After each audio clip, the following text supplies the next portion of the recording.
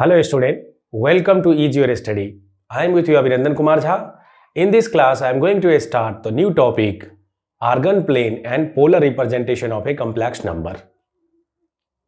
So in this class, you are going to learn Argand plane and the polar representation. First, we will understand what is the importance of Argand plane and then what is the polar representation of a complex number. तो चलिए शुरू करते हैं. Argon plane यहां पर मैं लिखता हूं, हेडिंग करता हूं आज के क्लास का.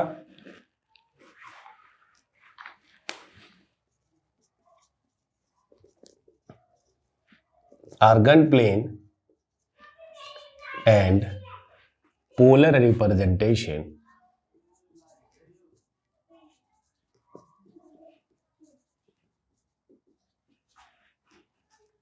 of a complex number.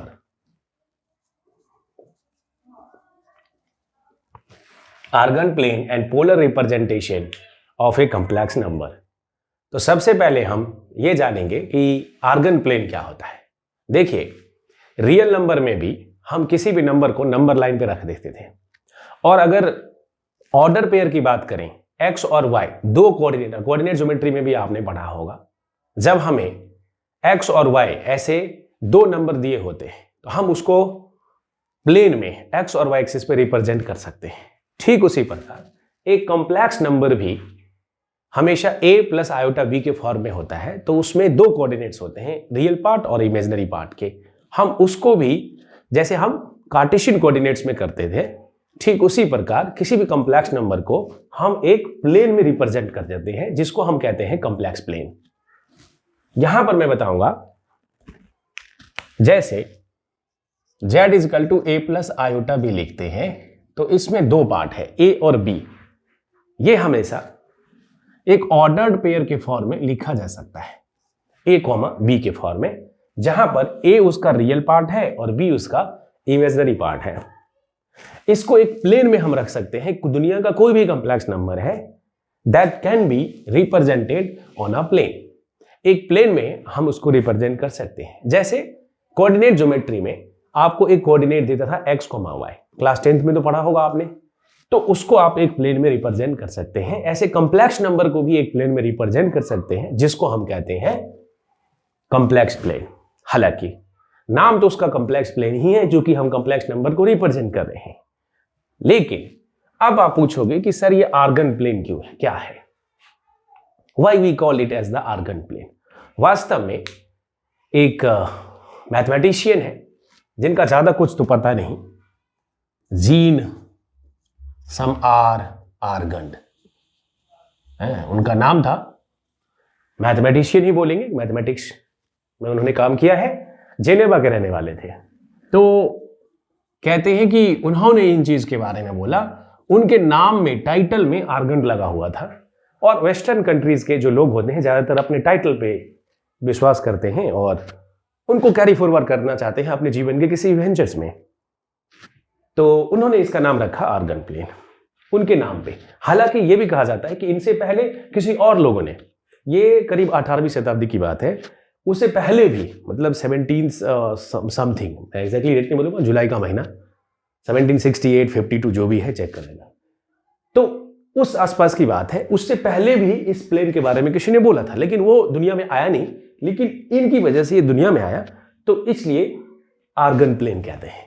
और इसका कोई मैजिक मीनिंग नहीं है. नाम पे, टाइटल पे ये लिया गया आर्गन प्लेन, क्योंकि इनका कंट्रीब्यूशन था. समझ आया? लेकिन ओवरऑल है क्या ये? आर्गन प्लेन एक कॉम्प्लेक्स प्लेन है, जिसमें हम किसी कॉम्प्लेक्स नंबर को एक्स और वाई एक्सिस पे रिप्रेजेंट करते हैं. ये उसका मतलब है. यानी ये जो आर्गन प्लेन है, ये कॉम्प्लेक्स प्लेन है. इसको बोलेंगे कॉम्प्लेक्स प्लेन. और कॉम्प्लेक्स प्लेन क्यों कहते हैं? क्योंकि कॉम्प्लेक्स नंबर को रिप्रेजेंट करते हैं. Similar to Cartesian coordinates. जैसा आपने सिमिलर टू कार्टेशियन कोऑर्डिनेट्स, ठीक, जैसा आपने कार्टेशियन कोऑर्डिनेट्स में किया था, बिल्कुल वैसा ही. ठीक, अब देखते हैं कि कैसे उसको हम रिप्रेजेंट करेंगे। देखिए मैं यहां पर एक एक्स और वाई एक्सिस बना रहा,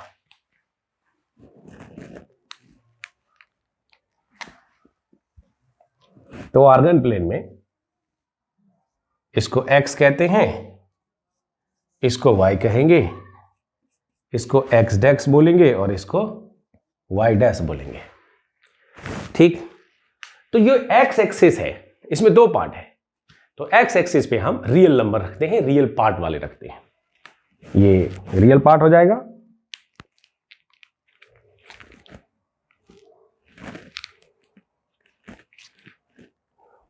इस पे रियल पार्ट रखेंगे,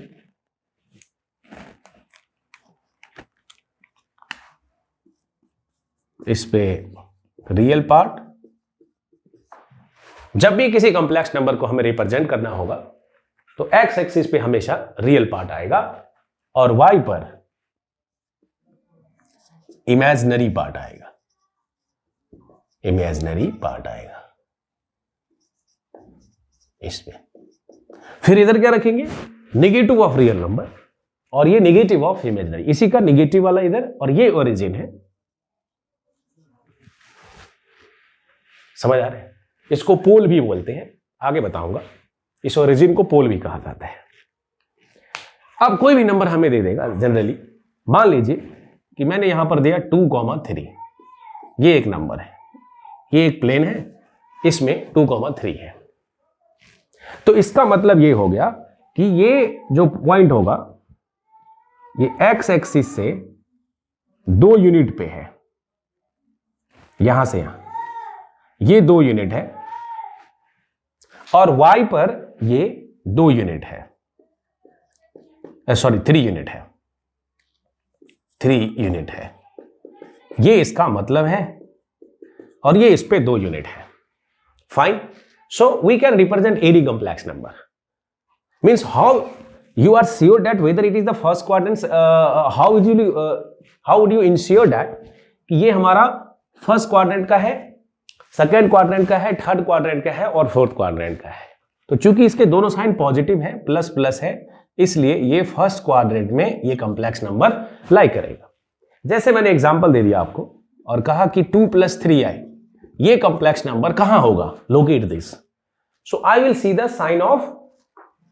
sign of real part, sign of imaginary part, then I will check that कि both are positive, hence both are positive, it will lie in the first quadrant. ये first quadrant में लाई करेगा। Now, if you see in the second quadrant, right? If you see in the second quadrant, then what will be the sign?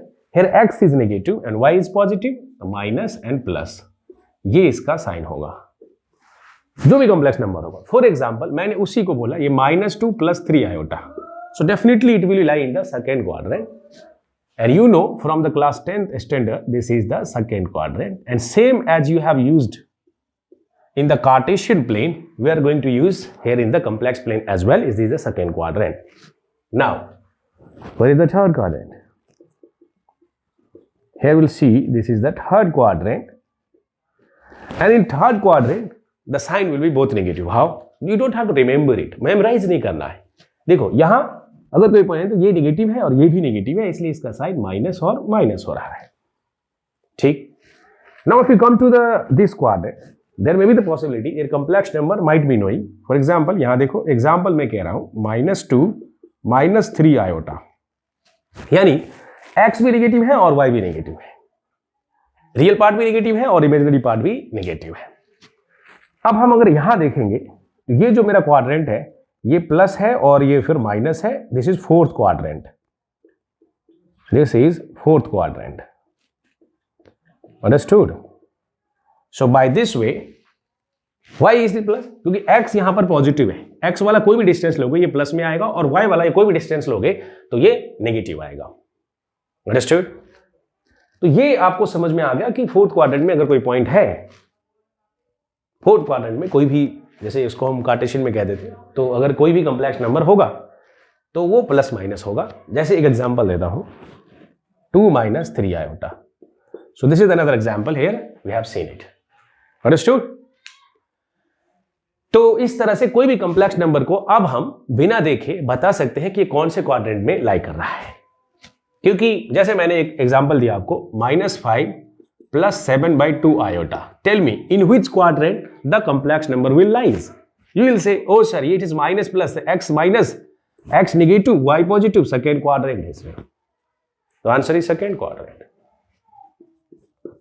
This is second quadrant, we can say it easily, no issue. ठीक है, तो एक तो simple problem आता है।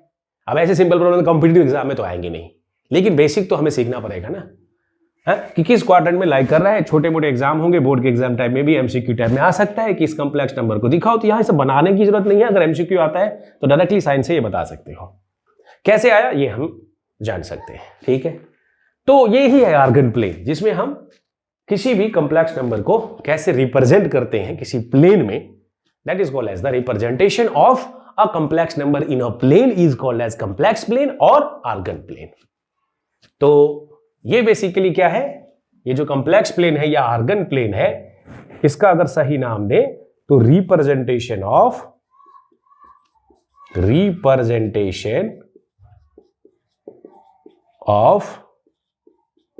अ complex number in a plane. जब हम plane कहते हैं तो एक्स और वाई एक्सिस दो ही चीजें होंगी, 3D वाला, जेड वाला ये बाहर की तरफ नहीं होंगी। जैसे मेरा ये बोर्ड, ये एक्स वाई प्लेन है जिसमें मैं लिख रहा हूं, लेकिन अगर इसमें एक ऐसा भी आ जाए, एक बाहर से आपकी तरफ, तो फिर ये 3D स्पेस में होगा चीजें। क्लियर है चीज? तो ये हो गया आर्गन प्लेन के बारे में। अब हम देखते हैं कि कॉन्जुगेट को हम कैसे रिप्रेजेंट करें। देखिए, I will just erase this.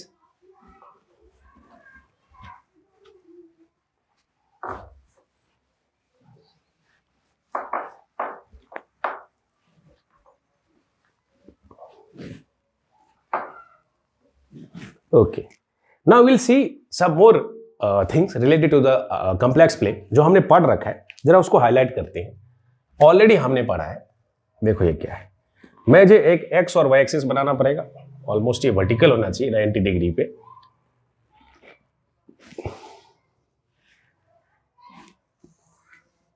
ये हमने बनाया एक्स एक्सिस जो कि रियल पार्ट नंबर के लिए, और वाई इमेजिनरी पार्ट के लिए, इमेजिनरी नंबर के लिए। ठीक, अब मान लीजिए कि एक कॉम्प्लेक्स नंबर है z इज इक्वल टू, मैंने यहां पर लोकेट किया x + आयोटा y, मान लीजिए ये है आपका कॉम्प्लेक्स नंबर। ठीक है, तो इसका कॉन्जुगेट क्या होगा? इसका कॉन्जुगेट आप जानते हो, that is z bar which is x - iota y, where it will lie. ये कहां होगा? So it will be exactly the, देखो इसमें x पॉजिटिव है, ये x पॉजिटिव है, यहां पर y नेगेटिव है, तो y नेगेटिव और x पॉजिटिव कहां होता है? फोर्थ क्वाड्रेंट में होता है। यानी अगर ये यहां है तो वास्तव में तू यहां है, मैं यहां हूं, मतलब इसका x तो सेम ही रहने वाला है और y भी सेम डिस्टेंस, जितना y ये ऊपर में है उतना ही y ये नीचे में है, उतना है, और x सेम है। अब ये जो पॉइंट यहां पर हमने लोकेट करना है, this is z bar, this is z bar is equal to x - iota y। क्या ये हम नहीं कह सकते कि ये एक दूसरे के मिरर इमेज है? कि अगर ये एक प्लेन है, जितने डिस्टेंस पे ये ऑब्जेक्ट था उतने ही डिस्टेंस पे ये इमेज है ना? ये ऑब्जेक्ट है, ये रखा हुआ है, और यहां पर एक मिरर रखेंगे तो इसका ऑब्जेक्ट यहां पर सामने उतनी ही दूरी पे बन जाएगा, इसलिए इसको हम मिरर इमेज कहते हैं। यहां पर एक ऑब्जर्वेशन आता है कि ये complex number z and it's conjugate is the mirror image of each other, is the mirror image of each other. मतलब ये इसका मिरर इमेज है, ये इसका मिरर इमेज है, ईच अदर कहना भी जरूरी है। ये नहीं कि ये इसका है मैं तेरा नहीं हूं, मतलब x + आयोटा y इसका इमेज है तो ये भी तो इसका है, ऐसा भी कह सकते हैं। ठीक है, सो this is mirror image, mirror image of a complex number z, of a complex number z। ठीक है, कौन है ये? कॉन्जुगेट, ये कॉन्जुगेट है। समझ आ गया? अब हम जरा एक और चीज देखेंगे कि अगर एक complex number z is equal to x plus iota y है, ये समझ में आ गया कंजुगेट कैसे रिप्रेजेंट करते हैं। एक सी टर्म था इसलिए मैंने ये बता दिया, ये रिलेट हो जाता है। अब एक जनरल टर्म बताने जा रहा हूं जिसमें अगर हम किसी कॉम्प्लेक्स नंबर को लेंगे, कोई भी z is equal to x plus iota y, मान लीजिए कि ये कॉम्प्लेक्स नंबर है, इसका ये ओरिजिन है, इस ओरिजिन से कुछ तो डिस्टेंस होगा ना। इस ओरिजिन से अगर कोई एक ऐसा स्ट्रेट लाइन बना दे यहां से यहां तक, उसको मिटाना ही पड़ जाएगा, ठीक है। तो ये x है और ये y है, हमें पता है कि इसका ओरिजिन से कुछ डिस्टेंस होगा। बोलोगे सर क्या जरूरी है, क्या निकालने की जरूरत है, निकालो ना, मैं निकाल के देखो ना क्या आ रहा है। तो इसका कोऑर्डिनेट तो आपको मालूम है, ओरिजिन है, ये 0 0 है। Now you also know that this is the complex number and the distance is exactly under root of x square plus y square. अब ये कहां से टपक पड़ा जी, अरे ये यहां 90 डिग्री है ना, ये x और ये y है, पाइथागोरस थ्योरम से x square plus y square होगा। जैसे मुझे under root x square plus y square दिखाई दिया, मुझे क्लियरली पता चल गया कि yes I have seen this under root x square plus y square in the complex number which is mod z। मतलब ये जो डिस्टेंस है इसका ओरिजिन से वो mod z के बराबर है, यानी मॉडुलस z के बराबर है। तो अगर कोई complex number z is equal to x plus iota y है कहीं पर भी और उसका ओरिजिन से डिस्टेंस mod z के बराबर होता है, सो लिखेंगे distance of a complex number z is equal to x plus iota y from the origin is equal to mod z which is under root x square plus y square and which is a real number। बहुत काम की चीज है, ठीक है। तो यहां पर हमें इतना चीज समझ में आ गया। अब हम बढ़ते हैं polar representation of a complex number.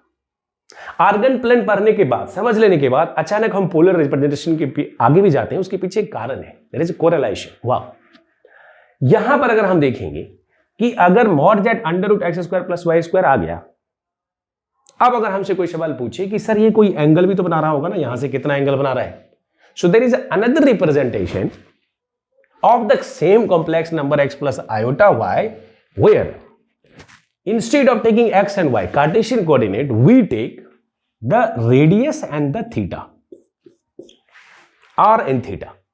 ये एक अलग रिप्रेजेंटेशन है। क्यों आया? दिस इज ऑब्जर्वेशन, सोचने का तरीका। अगर x और y के टर्म में लिख रहे हो, ठीक है, हमने बता दिया कार्टेशियन फॉर्म में कॉम्प्लेक्स नंबर आर्गन प्लेन आ गया। लेकिन इसी कॉम्प्लेक्स नंबर को अगर हम ओरिजिन, जिसको बोला गया कि ये पोल है, किसी ने बोला इसको पोल, तो इस पोल की वजह से एक और रिप्रेजेंटेशन आया, पोलर रिप्रेजेंटेशन, जहां पर हम ओरिजिन से उसका डिस्टेंस तो फिक्स होगा। कोई भी कॉम्प्लेक्स नंबर, चाहे वो सेकंड क्वाड्रेंट में भी होता तब भी वो mod z होता, चाहे वो थर्ड क्वाड्रेंट में होता तब भी वो mod z होता, फोर्थ क्वाड्रेंट में होता तब भी वो mod z होता। अरे उसका डिस्टेंस तो होगा। मान लो यार मैं हवा में नहीं कह रहा हूं, ये देखो यहां से ऐसे मिला देते ना, तो ये डिस्टेंस तो mod z ही होगा ओरिजिन से। Under root x square plus y square negative भी पॉजिटिव होने वाला है। तो हमारे मैथमेटिशियन ने सोचा कि यार हर जगह अगर डिस्टेंस सेम हो रहा है, इधर हो कहीं भी हो, एक यूनिक डिस्टेंस हो रहा है mod z, तो उसको r बोले, और चूंकि x एक्सिस से इसका कहीं ना कहीं एंगल भी हो जाएगा। तो उन्होंने बोला कि ठीक है, आपने सोचा x और y से हम रिप्रेजेंट कर रहे हैं इसको, instead of representing the x y I will use the r and theta and I will say this is the polar representation of a complex number. तो उन्होंने एक नया टर्म इजाद किया जो आपको पढ़ना पड़ रहा है, that is polar representation of complex number. मुश्किल नहीं है क्योंकि अब हमने आपको बताया, आसान किया कि ये पोलर रिप्रेजेंटेशन किस तरह से कार्टेशियन से ही रिलेटेड है। उन्होंने एक्स और वाई के टर्म में सोचा एक्स और वाई को कैसे रिप्रेजेंट करेंगे। अब उन्होंने एक अलग रिप्रेजेंटेशन दिया कि भाई ये जो डिस्टेंस है वो तो फिक्स है, तो वो अगर हमें पता चल जाए और ये एंगल पता चल जाए तो तब भी हमें कॉम्प्लेक्स नंबर को लोकेट कर सकते हैं। This is called as the polar representation of complex number. Sometimes it is very useful and convenient. इस पोलर रिप्रेजेंटेशन का अपना एक यूजफुलनेस है। आगे बहुत तरह के जो हम वेव फॉर्म पढ़ते हैं वो ज्यादातर कार्टेशियन की जगह पोलर फॉर्म में ही लिखे जाते हैं, और इसको हायर क्लासेस में जब इंजीनियरिंग वगैरह में जाओगे तो वहां पर पोलर रिप्रेजेंटेशन ज्यादातर यूज किया जाता है। और उसके पीछे इसका और लॉजिक है जो मैं आगे एक्सप्लेन करूंगा, जब मैं पोलर रिप्रेजेंटेशन बताऊंगा तो उस हिसाब से आपको पता चलेगा। ठीक है, तो कैसे लिखेंगे वो मैं बताने वाला हूं। तो चलिए अब हम आगे बताने जा रहा हूं polar representation of a complex number. इसको रफ कर देते हैं।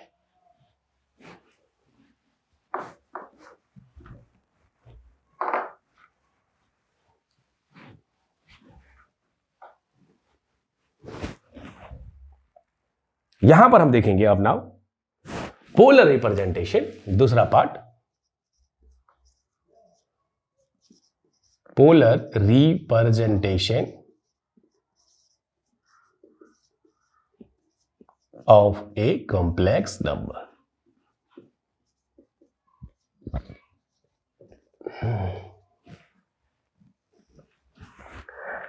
तो कार्टेशियन फॉर्म में आर्गन प्लेन में हमने क्या लिया था, ऑर्डर पेयर। इसको ऑर्डर पेयर बोलते हैं ना, एक्स और वाई को,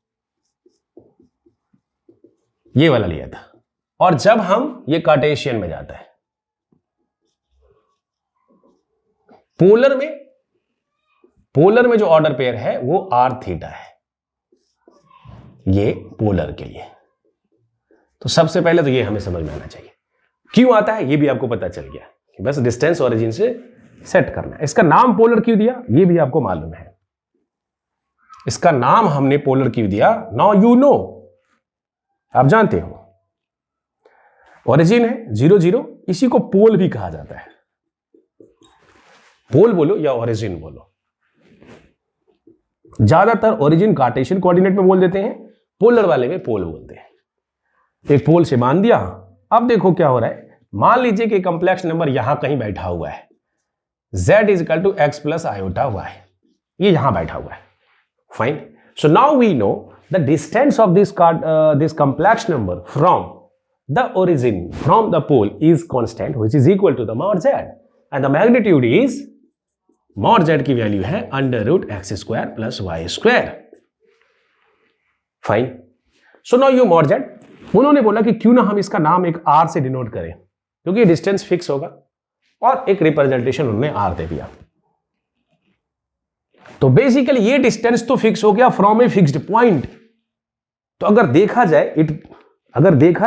तो ये सच में एक सर्कल को रिप्रेजेंट कर रहा है, क्योंकि अगर आपको ध्यान में आ रहा होगा, from A distance of A point from a fixed point, from a fixed point and fixed distance, ये सारे जो अगर हम लोकस ले लें, इधर घूम जाएं इस तरह से, इस तरह से मैं घूम जाऊं, I will get a circle. अब ये मत बोलना कि सर एग्जैक्टली नहीं आ रहा है, ऐसा नहीं आ रहा है, अब इतनी नहीं होगी, लेकिन ये समझने के लिए मैंने बता दिया आपको, ये एक सर्कल को रिप्रेजेंट कर रहा है, जिसका सेंटर क्या है, ओरिजिन है, और रेडियस क्या है, मॉड z है। रेडियस क्या है, मॉड z है। So every complex number can be represented in this form. हम उसको लिख सकते हैं इस फॉर्म में, और इसको लेके अगर हम ऐसे घूम जाए तो ऑलमोस्ट वो एक सर्कल दे देगा। अब अंडा वंडा मत बोलना भैया कि ये एक सर्कल है, ठीक है। सो यहां मैं अलग से बना देता हूं इसको, ये वाला पार्ट, और ये मान लो कि ये ओरिजिन है आपका, पोल है, और P ये x प्लस आई वाई है, इस तरह से, जिसको हम r थीटा के फॉर्म में लिखेंगे। ये हमारा r है, r की वैल्यू मॉड z के बराबर हो गया, और थीटा क्या है, theta is the angle made by the x axis in anti clockwise direction. ठीक है, ये एंगल बना रहा है ये x एक्सिस के साथ, ये थीटा है। अब व्हाट इज tan थीटा, इसमें हम tan थीटा निकालते हैं, क्योंकि हमें मालूम है tan थीटा क्या होता है, परपेंडिकुलर अपॉन बेस। तो ये y है और ये x है, तो इसको बोलेंगे tan theta is equal to y by x. ठीक, तो यहां पर जो थीटा की वैल्यू होगी वो tan inverse y by x होगी, tan inverse y by x होगी। समझ आ रहा है? सो थीटा में भी एनी वैल्यू, थीटा में भी एनी वैल्यू, कोई जरूरी नहीं है कि कॉम्प्लेक्स नंबर आपका यहां भी हो। आपका कॉम्प्लेक्स नंबर ऐसा भी हो सकता है, यहां पर बना के दिखाता हूं एक छोटा सा, कि कॉम्प्लेक्स नंबर यहां हो, तो ये सेकेंड क्वाड्रेंट में भी हो सकता है। फर्स्ट क्वाड्रेंट में भी हो सकता है। ये x है, ये y है, y डैश x डैश। तो अब अगर कंप्लेक्स नंबर हमारा -x प्लस आयोटा y जो कि सेकेंड क्वाड्रेंट में है, तो एंगल तो अब ये हो जाएगा, ये थीटा हो जाएगा। ठीक है, तो यहां पर हमें सोचना पड़े। इसी तरह से वो थर्ड क्वाड्रेंट में हो सकता है, फोर्थ क्वाड्रेंट में भी हो सकता है, जो मैं अलग से बना के दिखाने जा रहा हूं। तो अब सवाल उठता है कि थीटा की हम कौन सी वैल्यू लें, और ज्यादातर ट्रिग्नोमेट्रिक केस में ऐसा हो सकता है कि आपको मल्टीपल वैल्यूज मिले। So which value you are going to take it. So there is a notation कि अगर थीटा की वैल्यू मे बी, मतलब एक सर्कल में है, तो एक सर्कल में मैक्सिमम एंगल कितना बनता है, 360 degree. So theta may lie between, zero तो नहीं बोले, हाँ जीरो भी हो सकता है, zero less than equal to theta less than equal to 2 pi, ऐसा कुछ आप बना सकते हैं, 0 से 2 पाई में ले सकते हैं, लेकिन ये एक रेंज है। अब सवाल उठता है कि थीटा की हम कौन सी वैल्यू लें। तो ज्यादातर केस में, जैसे मान लो ये सेकंड क्वाड्रेंट में है, अब अगर हमारा कॉम्प्लेक्स नंबर थर्ड क्वाड्रेंट में आ जाए तो ये वैल्यू हो जाएगी। अब एक बोल रहे हैं कि यार इतना जो तुम चल रहे हो, इससे बढ़िया तुम इधर से चले जाओ ना, इधर से चले जाओ, तो फिर एक अलग वैल्यू आ जाएगी। है वही, लेकिन आप इधर से भी ले रहे हो। लेकिन तरीका क्या है कि आप इधर से लो, एक डायरेक्शन लो, एंटी क्लॉकवाइज डायरेक्शन जाओ, एंटी क्लॉकवाइज डायरेक्शन जाओ, और फिर कॉम्प्लेक्स नंबर यहां भी हो सकता है, फोर्थ क्वाड्रेंट में भी हो सकता है। और हद तो तब होती है जब फोर्थ क्वाड्रेंट में आता है। फोर्थ क्वाड्रेंट में तो यहां कॉम्प्लेक्स नंबर आ जाता है आपका, ये थीटा हो जाता है। अंडरस्टूड? तो अब मैं अलग अलग क्वाड्रेंट का बना के दिखा रहा हूं, लेकिन अगर हमारी वैल्यू कॉम्प्लेक्स नंबर का -π से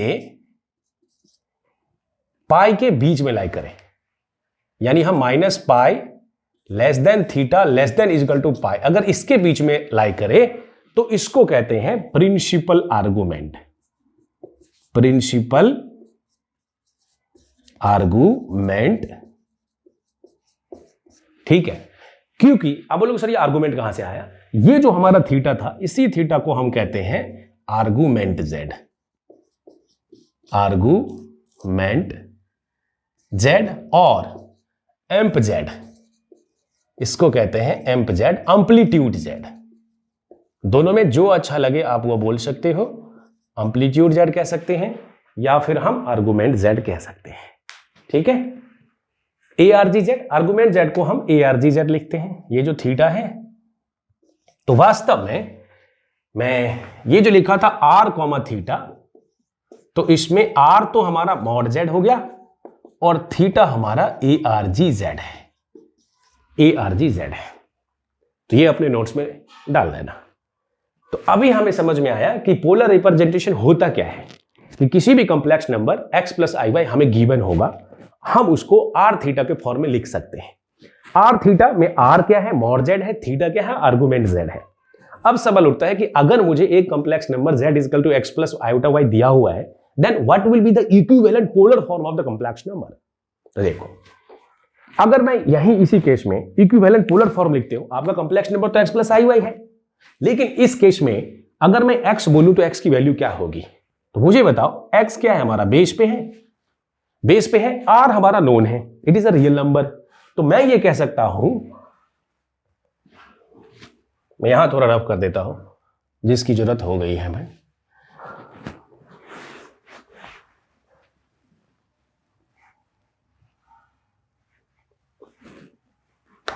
ठीक है।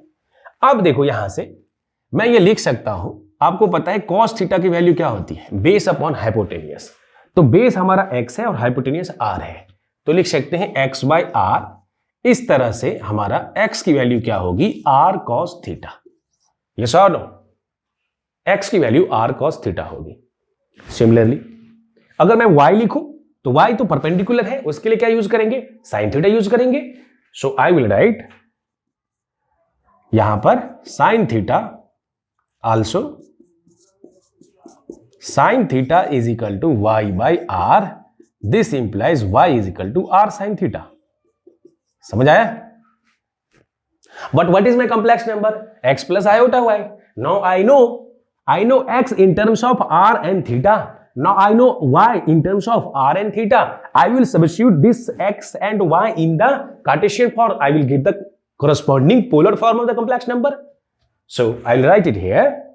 z की वैल्यू cos थीटा, यहां पर क्या लिखेंगे r cos theta plus iota r sin theta. देखो मैंने क्या किया है भाई, x की जगह r cos थीटा लिखा और y की जगह r sin थीटा लिखा। So now what is the value, यहां पर r कॉमन हो रहा है, ये आ जाएगा cos theta plus iota sin theta. This is the polar form of the complex number, my dear. Required polar form of a complex number x plus iota y या a plus ib, जिसमें दिया रहेगा उसका कोई दिक्कत नहीं है। तो इसको हम क्या कहते हैं, polar form of the complex number.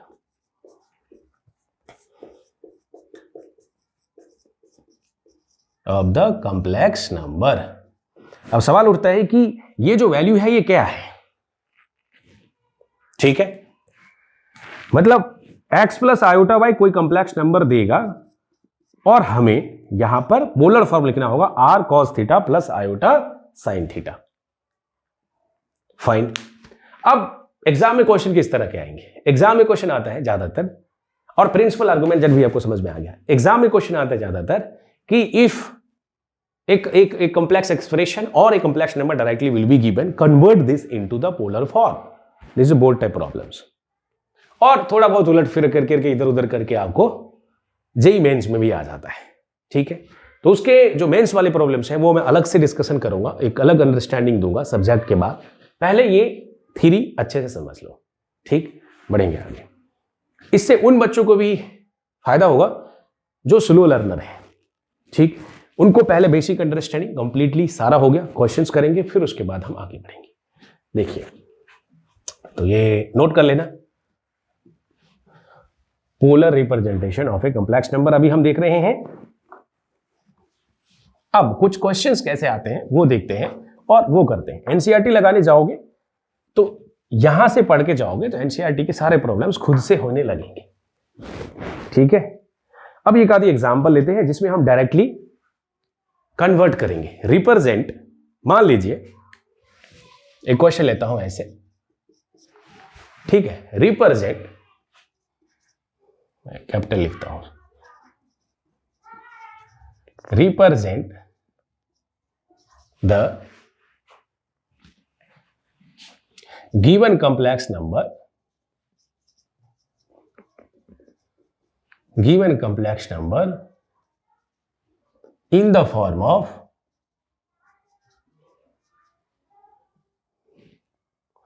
in the polar form करते हो ना डायरेक्टली, in polar form या in the polar form लिखो, चलो ठीक है, in the polar form। चलिए तो लेते हैं कॉम्प्लेक्स नंबर, यहां पर z is equal to 1 plus root 3 iota. मान लीजिए ये हमने एक कॉम्प्लेक्स नंबर लिया, ये है आपका कॉम्प्लेक्स नंबर, और ये कौन से फॉर्म में है, कार्टेशियन फॉर्म में है। इसका हमें क्या निकालना है, पोलर फॉर्म निकालना है।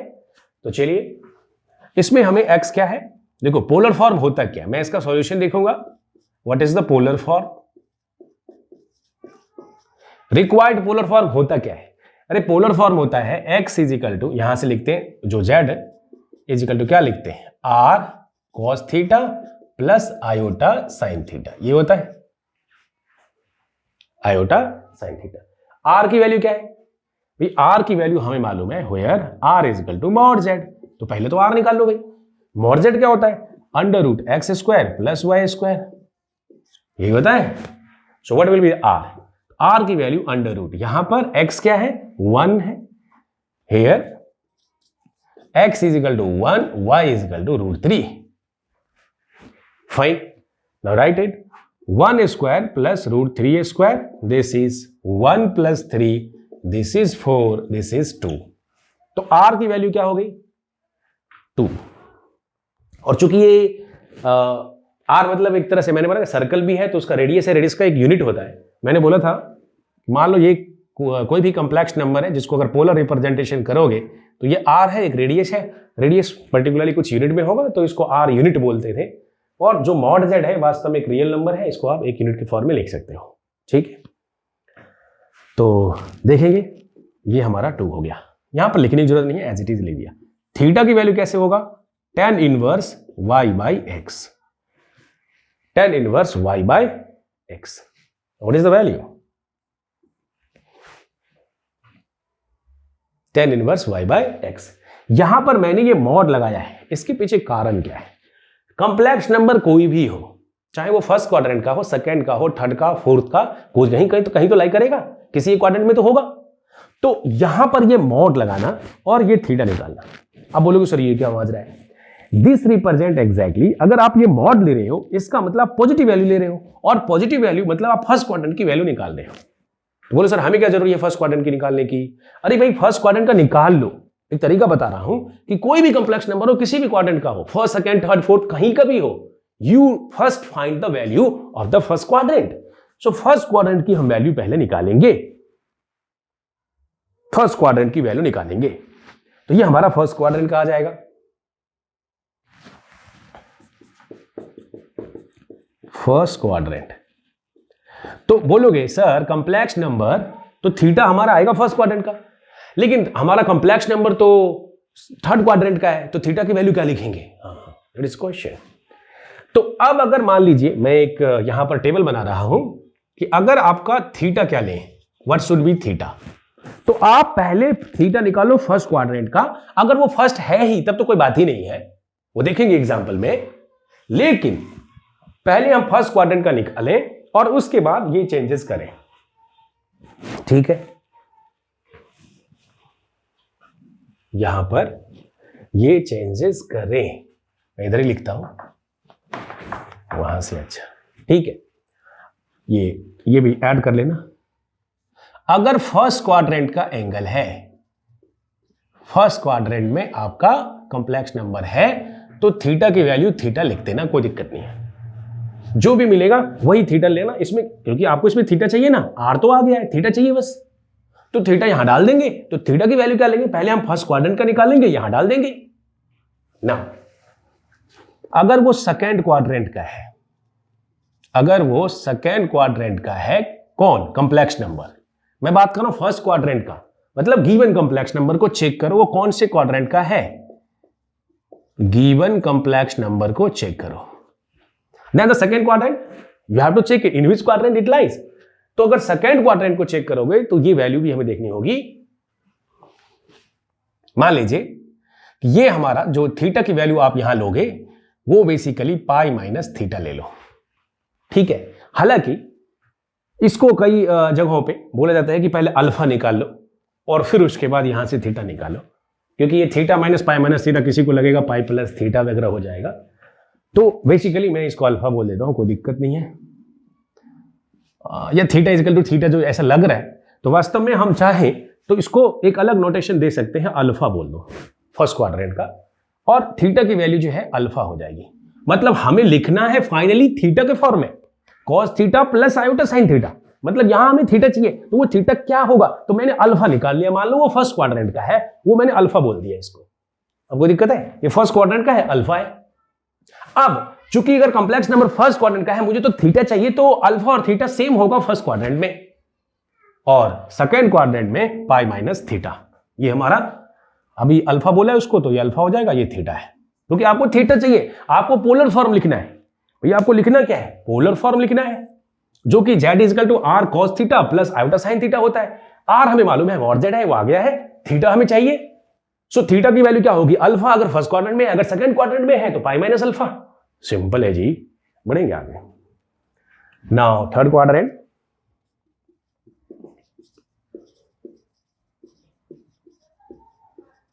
अगर हम कहते हैं थर्ड क्वाड्रेंट का वैल्यू है तो उसकी वैल्यू क्या होगी? देखो थर्ड क्वाड्रेंट में हम लिखेंगे theta is equal to pi plus alpha. ठीक है, क्यों होगा वो भी बना होगा। और फोर्थ क्वाड्रेंट में क्या लिखेंगे? फोर्थ क्वाड्रेंट का अगर कंप्लेक्स नंबर है, गिवन कंप्लेक्स नंबर को चेक करेंगे कौन से क्वाड्रेंट में है। जैसे हमारा जो ये केस है, इसमें दोनों ही पॉजिटिव है, ये फर्स्ट क्वाड्रेंट का है, क्योंकि यहां x प्लस और y भी प्लस में है, पॉजिटिव है। फोर्थ क्वाड्रेंट में क्या लिखेंगे? थीटा की वैल्यू 2 पाई माइनस थीटा। ठीक है, 2 पाई माइनस थीटा। हालांकि ये एक नोटेशन है, हालांकि कुछ किताबों में देखोगे कहीं पर, और किताबों में क्या आप भी जरा सोच सकते हो, मैं अभी बना के दिखा रहा हूं। ये फोर्थ क्वाड्रेंट को कई बार इसको वो माइनस थीटा बोल देते हैं, या अल्फा अल्फा। ये माइनस थीटा भी बोल देते हैं। क्या बोल देते हैं? Minus theta. और इसको कई बार वो माइनस करके भी लिखते हैं, वो मैं सॉरी थर्ड क्वाड्रेंट वाले को भी अलग तरीके से लिखते हैं, वो मैं बताने जा रहा हूं, वो अभी एक फिगर के थ्रू बता रहा हूं।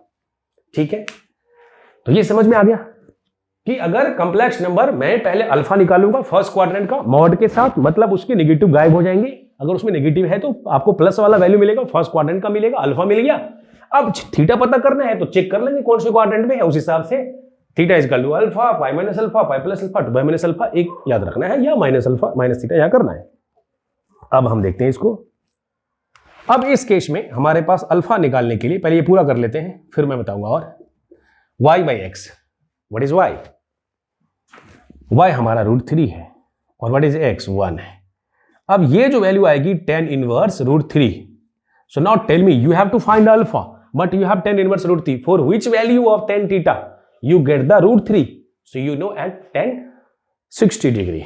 तो मैं इसको लिख सकता हूं कि ये तब होगा जब tan 60 को आप, मैं डायरेक्टली यहां से लिख सकता हूं, इतना मैं बच्चे की तरह क्या लिखूं, अल्फा की वैल्यू 60 डिग्री, जिसको आप पाई बाई 3 बोलते हो रेडियन के फॉर्म में। अल्फा यहां से हो जाएगा पाई बाई 3, ये हमें अल्फा आ गया। Now only you have to check that in which quadrant the complex number. तो अब हम आगे लिखेंगे, since complex number lies in first quadrant, since given complex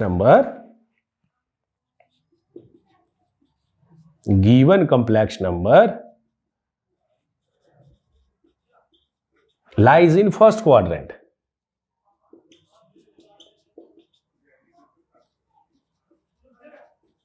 okay, hence theta will be alpha, theta alpha हो जाएगी। तो अभी आपको मिल गया यहां से थीटा की वैल्यू क्या आ गई, अल्फा, जो कि है pi by 3। So what will be the required polar form? Polar form यहां पर क्या हो जाएगा, polar form of the equation, यहां लिख देता हूं पोलर फॉर्म। ये देखो पोलर फॉर्म क्या होगा, अब इस केस में पोलर फॉर्म हो जाएगा z is equal to r, r क्या है हमारा, r की वैल्यू 2 है, तो यहां हो जाएगा 2 इंटू कॉस थीटा, थीटा की जगह क्या आया पाई बाई 3, तो इसको लिखेंगे pi by 3 plus iota sine pi by 3। Understood? So now this is the value 2 cos pi by 3 plus iota sign 3, this is the answer. ठीक है, तो हमें ये लाइन लिखना पड़ेगा, कॉम्प्लेक्स नंबर चेक करना पड़ेगा। अब मैं आपको दिखाने जा रहा हूं कि ये एग्जैक्टली इसका मीनिंग क्या होता है, वो मैं दिखा रहा हूं थोड़ा डिटेल में। ठीक है, तो इसको रफ कर लेना, अच्छे से नोट कर लेना, फिर समझ लेंगे, बढ़ेंगे आगे।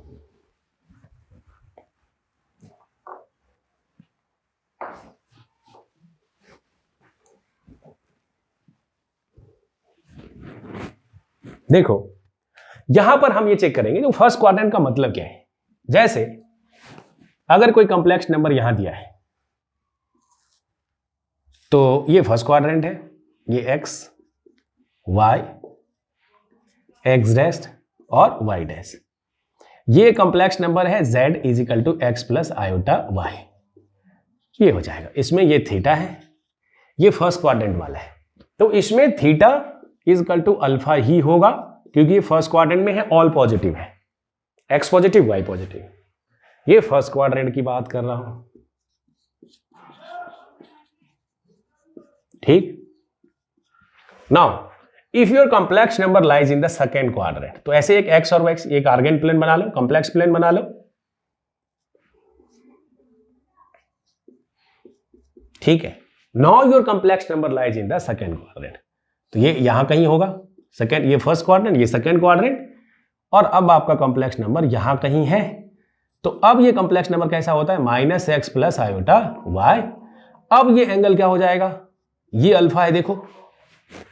अब इस केस में यहां से यहां तक ये हम क्या लिखे थे, चूंकि ये पूरा क्या होता, ये पूरा एंगल होता पाई डिग्री, उसमें से अल्फा माइनस कर दोगे तो ये थीटा आ जाता है।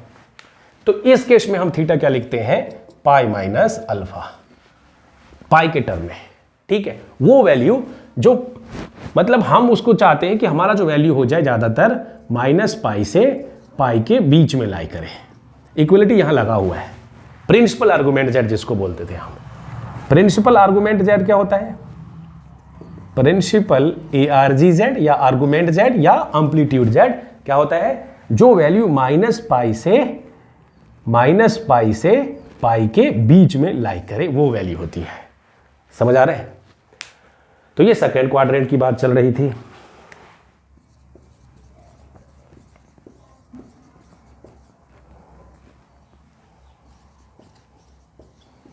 ठीक है, अब थर्ड क्वाड्रेंट। अगर कोई थर्ड क्वाड्रेंट में होगा तो क्या होता है, जरा ध्यान से देखना है। यहां पर ये देखो, x y x dash y dash. हाँ, कुछ बच्चा बोलेगा सर ये इधर बड़ा बनाया इधर छोटा बनाया, चलता है क्या? बिल्कुल चलता है, बिल्कुल चलता है। मुझे जितना जरूरत होगा मैं उतना इसको एक्सटेंड कर लूंगा। एरो लगाइए ऑलरेडी कि ले जाओ, ठीक है। ये कोई नहीं जरूरत है कि हमने छोटा बना लिया तो ये गलत हो जाएगा, बिल्कुल इक्वल होना चाहिए, ऐसा कुछ नहीं है, ठीक है। So now if your complex number lies in the third quadrant, मान लो जो कि यहाँ है, तो ये -x - i/y यहाँ पर दोनों हो जाएगा। हमें एंगल क्या लेना है? एंटी क्लॉकवाइज डायरेक्शन में। तो होना क्या चाहिए? ये यहां से यहां तक, मान लीजिए कि आपका अल्फा है। अब हमारे पास दो रास्ते, ये एंगल क्या हो जाएगा यहां से यहां तक। अगर इसको लिखने जाएंगे तो बेसिकली एक्स एक्सिस के साथ तो ये छोटू सा एंगल है, तो पाई के टर्म में हम इसको क्या लिखते थे? पाई प्लस ऐसे अल्फा लिख देंगे, थीटा की वैल्यू। ये वाला छोटू सा एक्स एक्सिस के साथ कितना एंगल बना रहा है? थीटा, तो हमने पाई प्लस अल्फा लिख दिया। अगर आप इसको उल्टा सोचोगे इधर से, तो फिर इधर से भी एक नोटेशन इसका हो जाएगा, ठीक है। मैं एक ही बता रहा हूं, मैं इधर वाला नहीं बता रहा हूं, कोई कंफ्यूज नहीं कर रहा हूं। अगर किसी को ऐसा सोचना है तो फिर इसकी वैल्यू को वो नेगेटिव कर दे, मतलब यहां से यहां तक पूरा पाई है, पाई प्लस थीटा लिखे, और पाई प्लस थीटा को अगर वो नेगेटिव वाला सिर्फ वैल्यू ले लेता है यहां से यहां तक, तो इसमें अगर कोई लेना चाहे तो देखो, अगर ऐसा भी सोच सकता था वो, ये π/2 है और फिर ये y एक्सिस से, तो बड़ा अजीब सा हो जाता है, ये y एक्सिस से एंगल ले रहा है, तो लेना नहीं है। एक नोटेशंस में रहो, हम एंटी क्लॉकवाइज डायरेक्शंस में चल रहे हैं। ये पूरा यहां से यहां तक ये पाई एंगल होगा और ये इतना ऐड कर दो तो वो इतना हमें अल्फा से मिल जाता था, तो हम थीटा लिख लेते थे, ठीक है। तो ये जो एंगल है जो एक्स एक्सिस के साथ बना है, इसको थीटा कह दो तो ज्यादा अच्छा है, और फिर ये हमारा थीटा हो जाएगा, ठीक है। बढ़ेंगे आगे और लिखेंगे फोर्थ क्वाड्रेंट। ये हमारा x है, ये हमारा y है।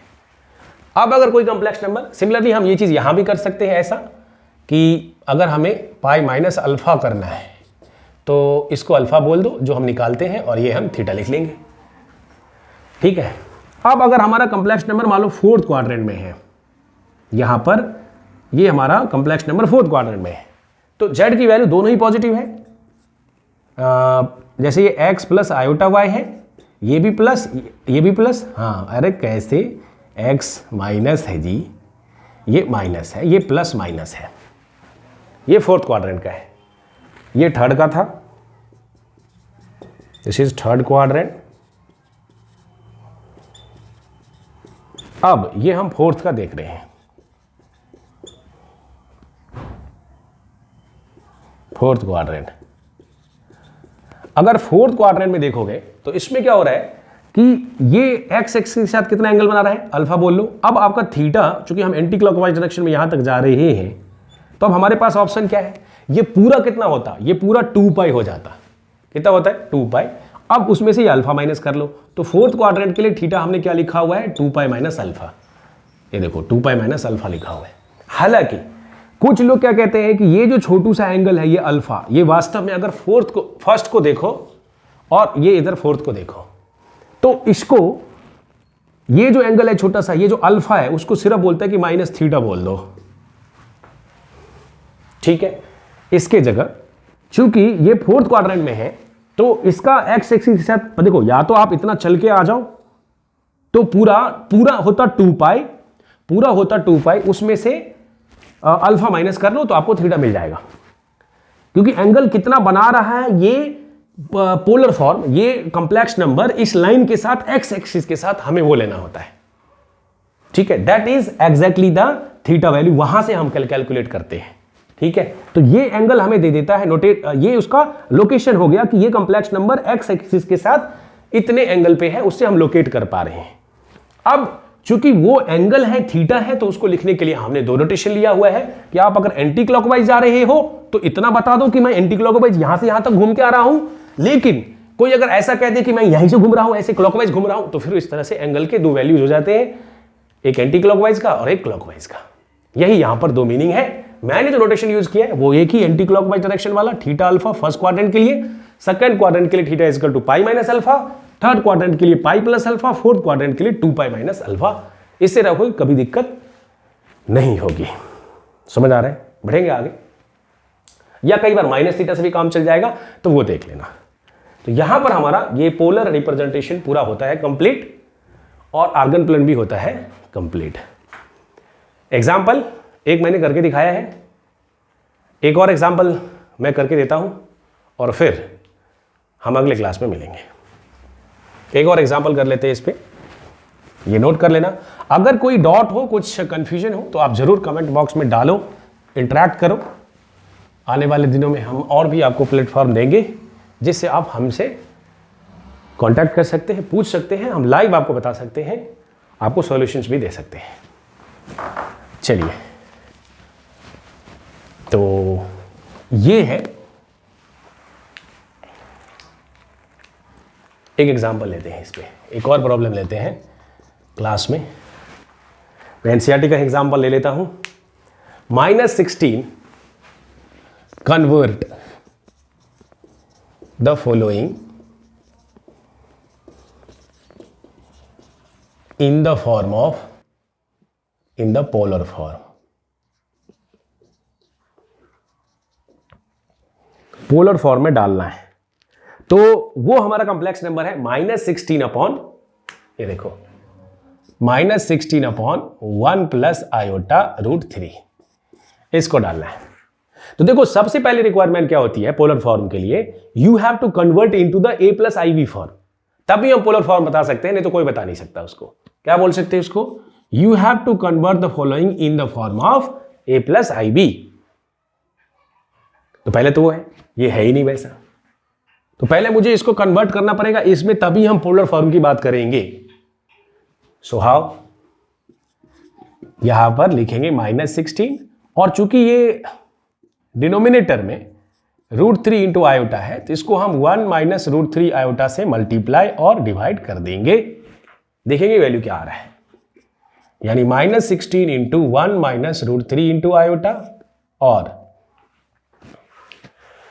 यहां पर ये a प्लस बी और a minus b, a square minus b square, तो a स्क्वायर मतलब 1 स्क्वायर और माइनस √3 आयोटा का स्क्वायर, आपको मालूम है।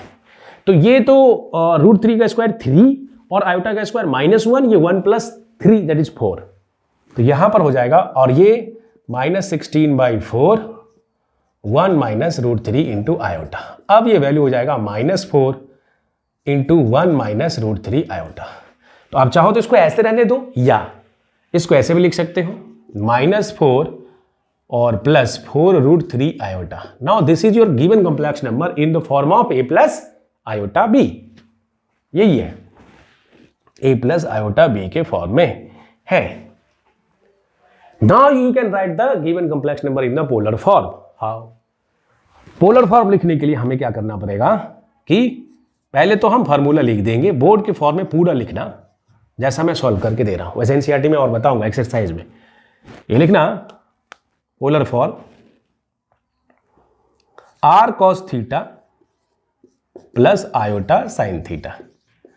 इसको करने का एक और तरीका होता है कि लोग cos थीटा निकाल लेते हैं, साइन थीटा निकाल लेते हैं, यहां पुट कर देते हैं, वो भी चलता है। लेकिन मैं जो बता रहा हूं वो एक अलग तरह से, जिसमें आप पहले r निकालते हो और थीटा निकाल के यहां चिपका देते हो। ठीक है, तो r equal to mod z होता है, और ये x square plus y square होता है।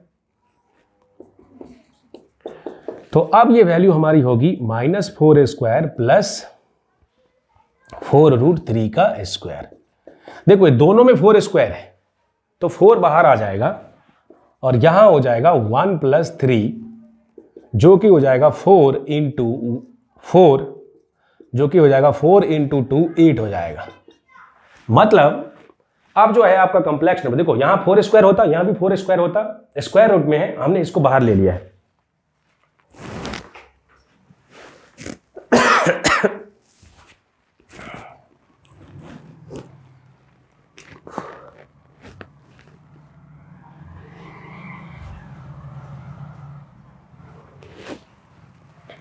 ठीक है, ठीक है, तो यहां पर हमने 4 × 2 8 ले लिया है। अब हमें क्या करना है कि इस पोलर फॉर्म को, ये जो 8 आया है, r आ गया, अब हमें थीटा निकालना है। थीटा निकालने के लिए हम क्या करते हैं, थीटा निकालने के लिए सबसे पहले हमें फर्स्ट क्वाड्रेंट का tan इनवर्स y/x निकालना होता है। तो हम अल्फा निकाल लेते हैं, पहले tan इनवर्स y/x निकाल लेते हैं। फर्स्ट क्वाड्रेंट का आ गया, तो इसको लिख देते हैं tan इनवर्स y। इसमें y क्या है हमारा, ये वाला, this is the required a + ib। तो y क्या है 4√3, तो यहां से लिख देंगे 4√3 डिवाइडेड बाय x क्या है -4। देखो ये निगेटिव है, तो निगेटिव की वजह से आपका एंगल अलग आएगा ट्रिग्नोमेट्री में, इसलिए मॉड लगा के हम पहले फर्स्ट क्वाड्रेंट का निकाल लेते हैं। तो यहां पर भी हमें वैल्यू क्या मिलेगा π/3, मतलब डायरेक्टली मैं लिख दे रहा हूं tan इनवर्स 4 से 4 कैंसिल हो गया √3, जो कि हो जाएगा आपको π/3। दिस इंप्लाइज, डायरेक्टली नहीं लिखूं, ये अल्फा की वैल्यू π/3 हो जाएगा, मतलब अल्फा आपको आ गया। Now you have to find theta. Theta जो हमें यहां रखना है, तो थीटा की वैल्यू हमने बताया हुआ है कि आपको क्या लेना है, आर्गुमेंट z और एम्पलीट्यूड z लिखते हैं, जो हो जाएगा। अब हमें देखना क्या होगा, थीटा के लिए क्या करते हैं कि हम देखते हैं given complex number lies in which quadrant. So here this complex number -4 + 4 = 3, it lies in which quadrant, this is second quadrant. So I am 100% sure quadrant. Okay. So the given complex number lies in the second quadrant. Hence, the value of theta will be, क्या होगा, second quadrant में क्या लिखते हैं, याद है, π - theta. यही तो होता है, कॉम्प्लेक्स नंबर आपका यहां कहीं लाई करेगा, ये -4 + 4√3 आयोटा, यही होगा, ये एंगल लिखना है। तो ये हो जाएगा π - थीटा, अल्फा जिसको बोलो आप, π - alpha. So what is π π/3, this is 2π/3। Understood? So now I have got the theta which is 2π/3। Now I have the value of r, so I can write the required polar form. सो required polar form क्या होगा, required polar form इस case में क्या होगा, r cos theta. r क्या निकाला हमने, 8, ऑलरेडी r निकाला हुआ है जो कि 8 है, तो ये हो जाएगा 8 cos थीटा, cos थीटा की जगह 2π/3 प्लस आयोटा साइन 2π/3। समझ आया? सो this is the required polar form of the complex number. So we'll do some more examples. We'll see the NCERT exercises later in the next class. So यहाँ पर हमारा आज की class में पूरा होता है argand plane and polar form. So what is the argand plane? Argand plane is the representation of a complex number in a plane in the similar to the Cartesian coordinates, right? In the form of x plus iota y, x y ordered pair के form में हम लिख सकते हैं यहाँ पर where we see that कि on the x axis we write the real part, on y axis we write the imaginary part. हम रिप्रेजेंट कर सकते हैं, कंजुगेट को रिप्रेजेंट कर सकते हैं, राइट? एंड ओरिजिन से किसी कॉम्प्लेक्स नंबर का डिस्टेंस भी क्या होता है, mod z के बराबर होता है। Now what is the polar representation? Polar representation of a given complex number z is equal to x plus iota y is r bracket में cos theta plus iota sine theta, where r is the mod z and theta is the argument z or amplitude z. What is the principal argument? That the value lies between -π to π, including the π. Understood? So this way we have understood, we have seen some example how to solve the particular problems, right? How to convert the given complex number into the polar form. अगर polar form दिया है तो उसे हम Cartesian form भी कर सकते हैं, कार्टेशियन फॉर्म दिया है तो उसे पोलर फॉर्म भी कर सकते हैं, ठीक? सो यहां पर हो जाता है ये चैप्टर पूरा।